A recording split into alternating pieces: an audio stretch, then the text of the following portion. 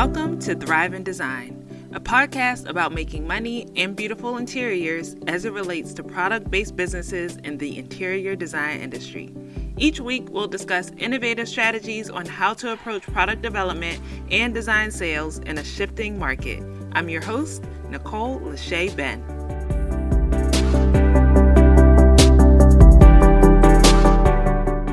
Welcome to another episode of the Thrive in Design podcast. Today we have Peter Kesaris, who is the Director of Sales at Insidesource. Peter has spent the past 8 years in the interior products industry in New York, California, and the Canadian markets. He started his career in lighting and window treatments. Then he shifted over to the contract furniture business, working at both the dealer and manufacturer level.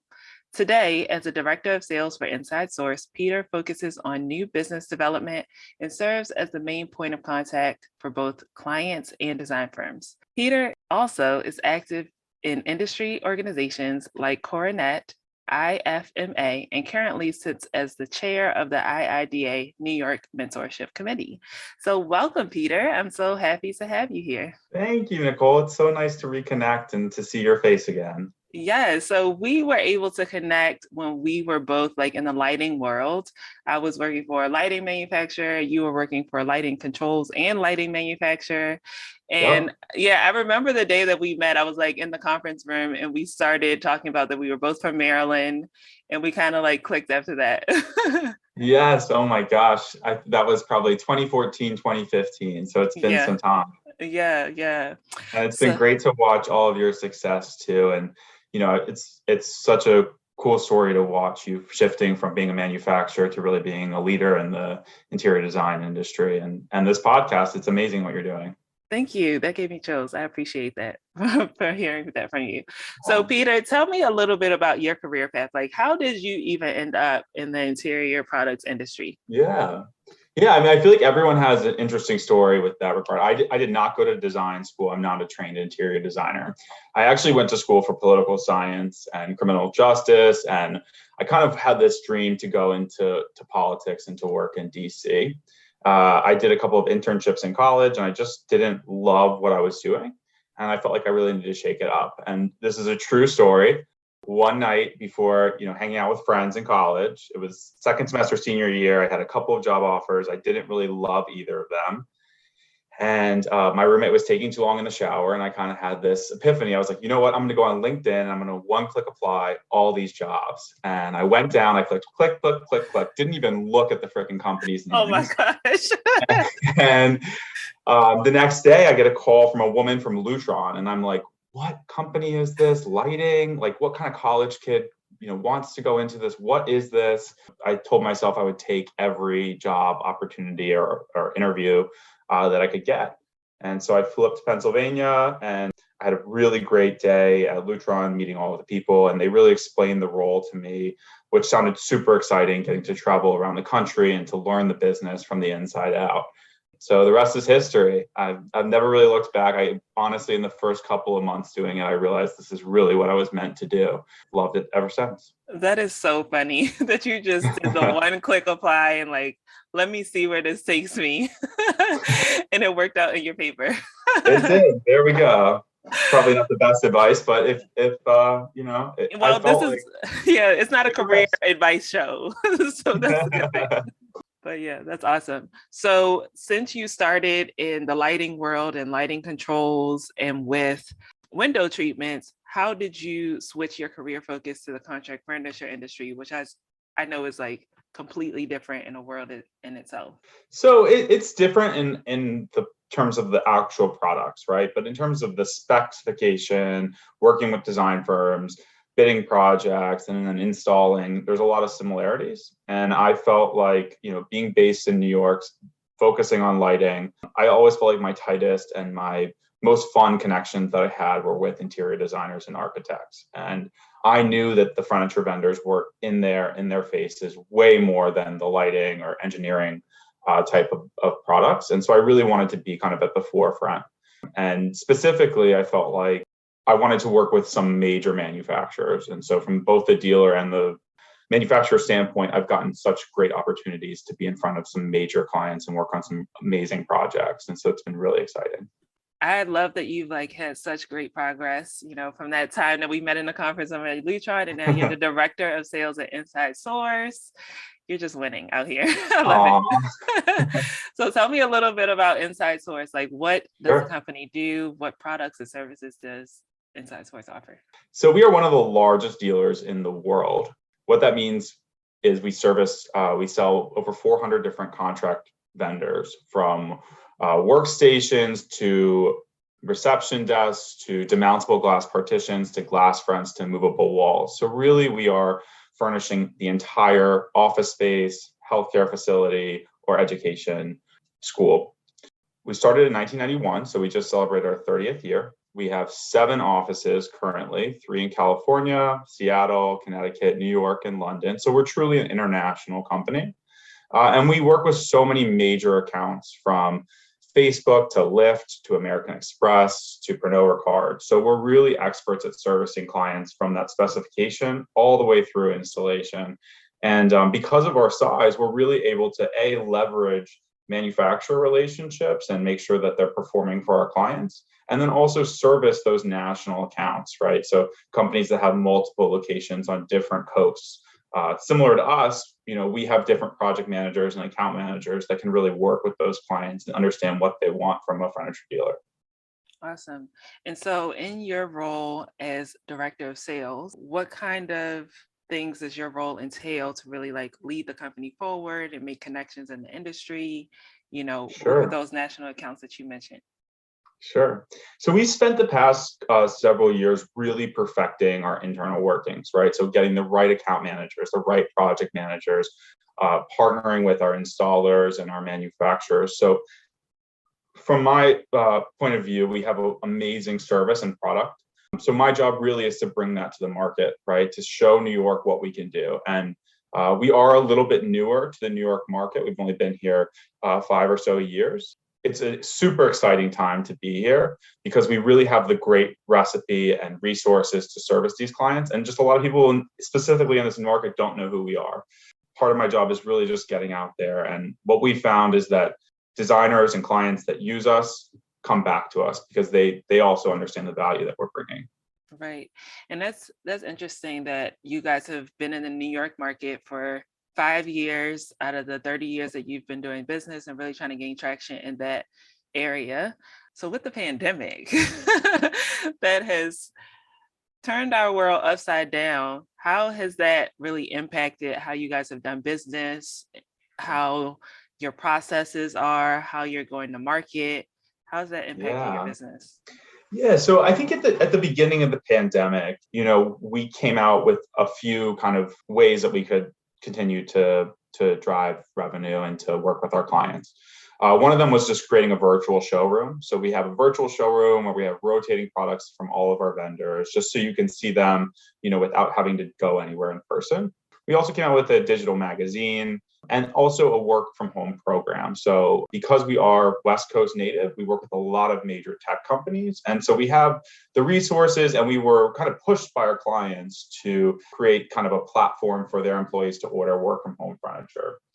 We want to be kind of your one-stop shop for furniture, whether it's in the office, at home, or somewhere in between. So we pivoted that way. I think moving forward, we are just so focused on growing our business. We really see a bright future, especially in the New York market.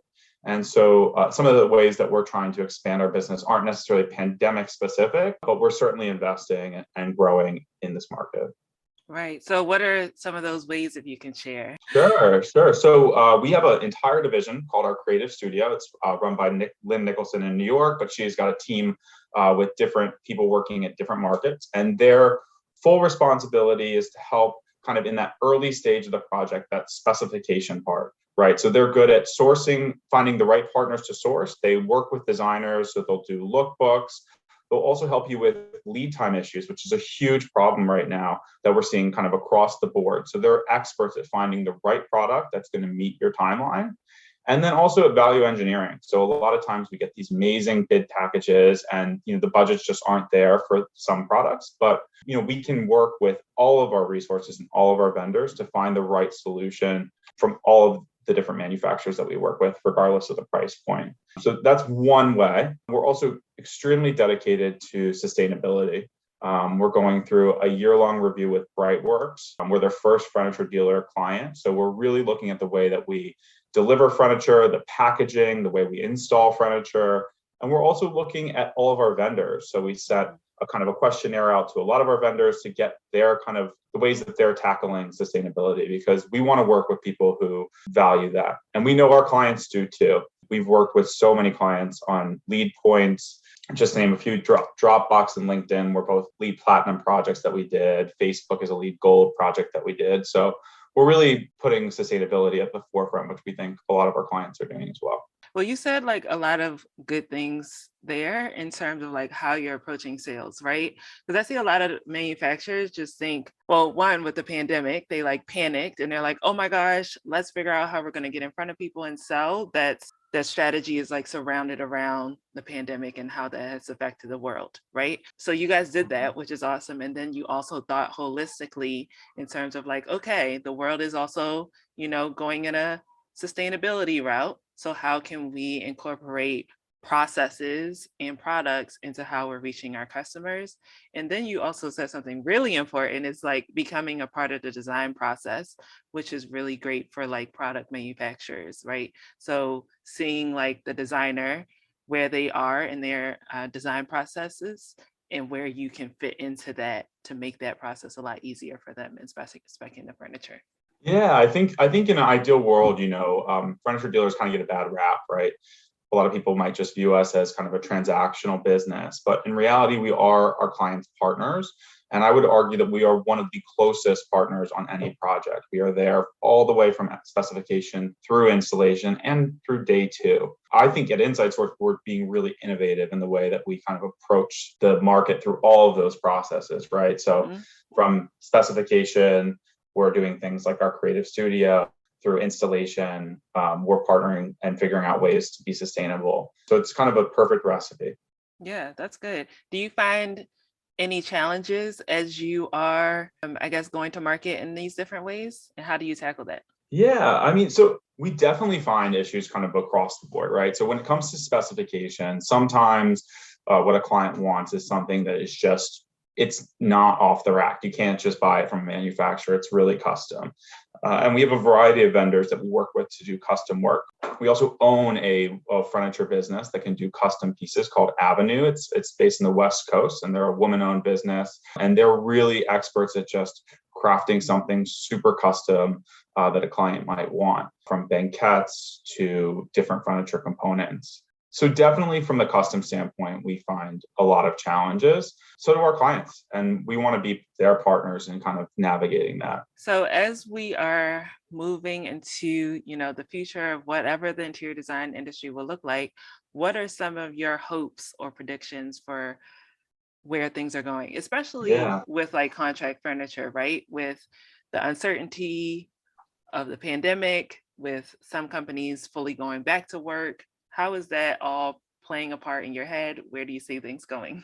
Well, I mean, I think one thing that's been consistent about contract furniture over the time that I've been there is just change in general, right? We've shifted so many times from panel systems to open office systems to more ancillary focused projects. And so, with the pandemic, it's just kind of another hurdle or another challenge for people in our industry. Well, I think there's a couple of things, right? So on the sales side of it, my personal opinion is that relationships are really the key, right? There's so many products out there. There's so many different manufacturers that you can work with, and people like to work with people they can trust. I think throughout the pandemic, the firms, specifically in this market, that have tight relationships, really pan the best. Some of them actually grew in business and won more projects during the pandemic than did prior. And I think that, this pandemic put a lot of those things to test. And I think we're going to continue to be challenged. I mean, even in the past couple of weeks with the new variants and the new restrictions and things like that coming out.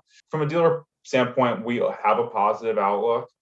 We are pivoting our business, whether it's hacking healthcare, education, or helping just offices downsize or move or shift towards more meeting spaces or ancillary spaces. We really want to be seen as a partner for our clients, whether they're, expanding 1 million square feet or, kind of reducing their footprint and shifting to a more work from home model. Right. Awesome. And I like that you talked about like how you're pivoting and how you're really showing the different services that your clients have. Like with my business, Thrive in Design, I want to make sure that interior product companies are really thinking about, I guess, how they're capturing the attention of a designer and how they're like clearly articulating the value that they can give right to a designer. And I'd like to think of that as how are you really like appearing in the market through the contact with the designer, and also how you're articulating your brand story, whether that be the value that you're adding with your services or the value that you're adding with your products. So as you guys are pivoting, and this is just something I'm thinking off the top of my head right now for Insidesource, is there like particular ways that you guys articulate your services and the value that you can bring to your designers or the end users? Yeah, I mean, we're really trying 2 different initiatives that we've been running, mostly through our creative studio, but also just as an office as a whole. One thing is just focusing on local vendors. I'm based in New York City, and New York has so many amazing contract vendors. So from Uhuru to Mark Jupiter to LaCour, there's so many kind of products here. I'm of the opinion that as New York gets built back after the pandemic, it should be built back by New Yorkers. And so it's really nice to partner with kind of local business when you can. And also, you have the added benefit of being sustainable and buying local and being within that 400-mile radius for lead credits as well. As part of that local initiative, we've come out with a local lookbook. So we've taken all those vendors kind of in our market, put together a really beautiful lookbook that we've been sharing with designers and clients, saying, here's some of the vendors that you can work with locally within the New York, Connecticut, and New Jersey area. The other way that we're kind of sharing some of our value is really with custom products specific to workstation. So we just came out with another lookbook that's all about interesting and cool conceptual ideas for workstations. So, all of our vendors have been challenged with this. We've kind of combined all of their success and put it into one key lookbook, really rethinking the way that we tackle that quote unquote boring workstation. So whether it's adding plant components or adding different partitions or using unique materials like perforated metal or even window shades to some extent on that workstation is really interesting. And I think clients gravitate towards seeing products like that are just cool and different and not your everyday office. Right. I love that. Like, so showcasing that they can use things locally. And then with the lookbook is also giving them inspiration for how things can be used in a space. Exactly. Awesome. Exactly. All right, Peter. So are there any other things that you see that are innovative in the industry or that you would hope to see innovative in the industry? And that could go for like products, strategies, technologies, anything that comes to mind that you hope to see come up. Throughout the pandemic, right, we've all been challenged, right, as a world in New York City and in our industry. And during that time, we've spent so much time kind of at home on your couch. And I think that casual kind of environment, we're going to bring some of that back to the workplace. And we're seeing that in just bids that we're responding to or in specs that we're driving right now. I think that companies that have continued to shift and focus more on that resi-mercial environment, right? So adding sofas or softer colors or softer materials or a more casual feel to a space are going to continue to thrive. And I kind of feel like that's one of the design trends that I'm seeing. And then there's so many exciting things that vendors and sales people are doing to kind of engage the market, from 3D virtualization, actually seeing a virtual showroom, to maybe putting on a headset. And then also, I think we're of the belief that the office is not going to die, right? You're going to need a center place for engaging with clients, with your team, and people. Honestly, let's just face it, talking over Zoom is not the easiest thing, especially in large groups. And so, when it's safe to do so, I think people are going to come back to the office, for some period of time, or at least on some scale. An office is essentially a company's handshake to their clients, right? It is their statement piece. So, we work with a lot of major tech companies and financial companies. And when you walk into their office, you want to, you feel that brand, whether you're at Pinterest and you see, the fun little bleachers that employees can sit in and have lunch or engage with each other, or you see really innovative kind of conference areas that allow for meetings, whether that's half virtual or half in person. So it's super exciting to kind of see the way that clients are changing and that salespeople are kind of navigating this new environment. Yeah, for sure. I look forward to the day that my company grows and I could call you. I'm like, Peter, we need to furnish out Here we everything. go. We are here to help. Right. Yes. So, what are some things that are coming forward with Inside Source in the next year, maybe that you haven't shared with us already? Yeah, so obviously we're growing, right? So we've been hiring people specifically very much internally, right? So project managers, account managers, people that to focus on our architectural products, and we're also, going to be continuing to focus on that sustainability piece and to highlight local vendors.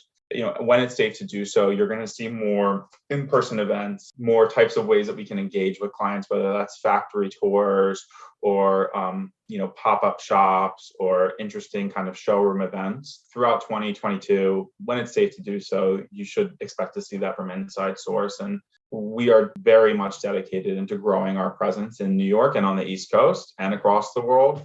And so you'll continue to see us on projects, hopefully. And then if somebody is not located, so a design firm or a Sure. company might not be located in one of your major markets that you guys are located, can they still work with you? Yes, absolutely. I love that Okay. you asked that question. So we have virtually done work everywhere. We're installing Okay. projects right now in China. We have our office in London. We also service all of Europe and all of the United States. I personally work with a lot of major companies that have offices all over the country and all over the world. And we've pretty much have partners in every major city or in every kind of state locally.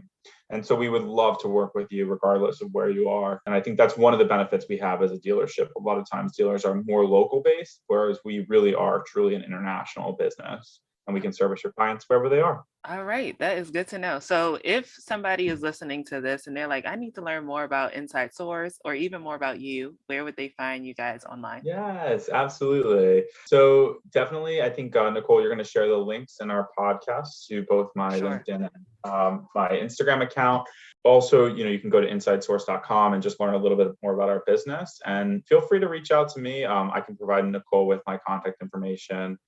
Definitely, if you're interested in co-hosting or helping host or working on events, or if you just have general questions, we're kind of here to help. That's kind of what we pride ourselves in, being the product expert. Really, that's what we are for our clients, a resource. So we're here, and definitely reach out.